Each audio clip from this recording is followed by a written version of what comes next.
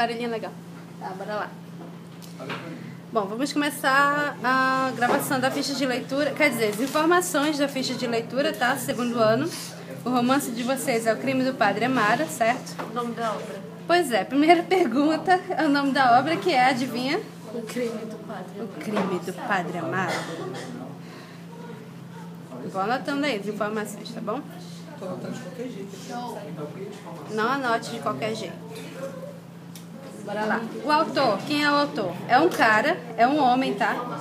Chamado Essa de Queiroz. Lá em Portugal, esse é o nome de pessoa, tá bom? A gente encontra com Z lá. E aqui com S, no Brasil. Ah, tanto faz. Pode ser com S ou com Z sem acento. Tá bom?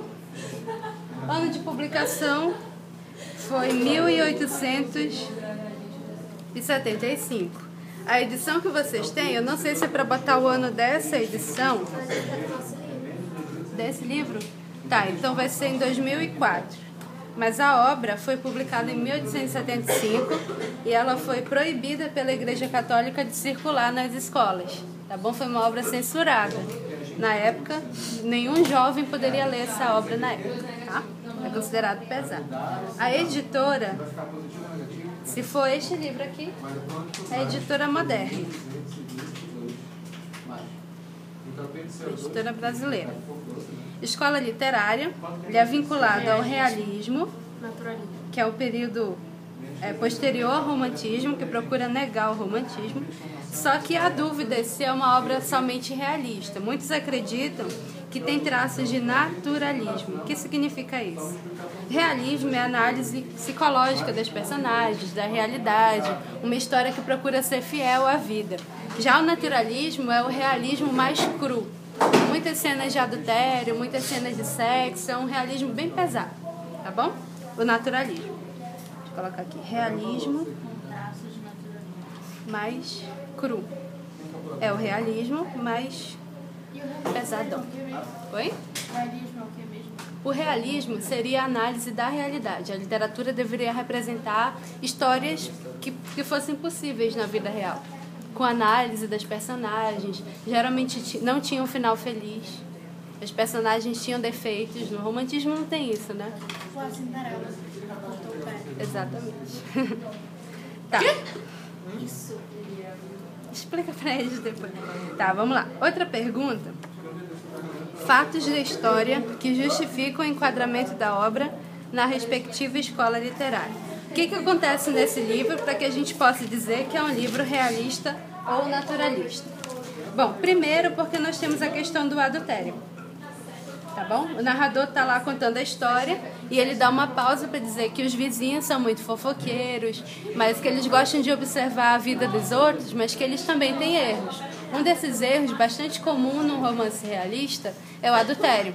É muito comum uma mulher trair o marido. Isso não acontece muito no romantismo, por exemplo. Um outro detalhe é o crime de que fala a obra. Qual é o crime? Seduzir o padre, né? Seduzir uma jovem. Fora do casamento. Não, porque a Amélia já tinha 15 anos. As meninas já casavam nessa época. Sem contar que ela era noiva, né?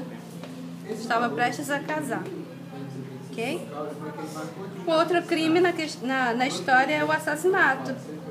O assassinato do bebê, no caso. Vou já explicar que história é Isso essa. é um crime também? Quem morreu... Oi? Esse pode ser como é um crime? Esse é um dos crimes. Primeiro que ele era padre.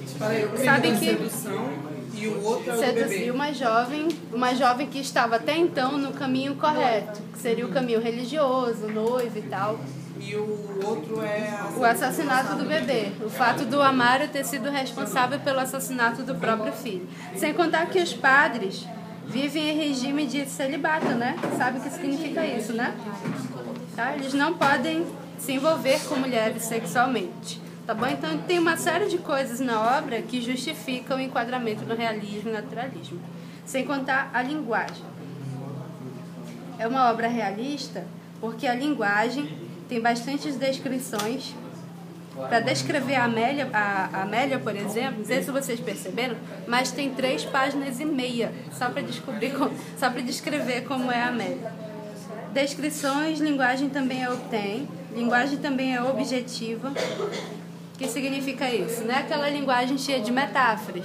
A Iracema é a virgem dos cabelos mais negros, como a asa da graúna e os lábios de mel. Não tem nada disso. Eles descrevem aquilo que é, tá bom? Sem frufru. Acho que é isso.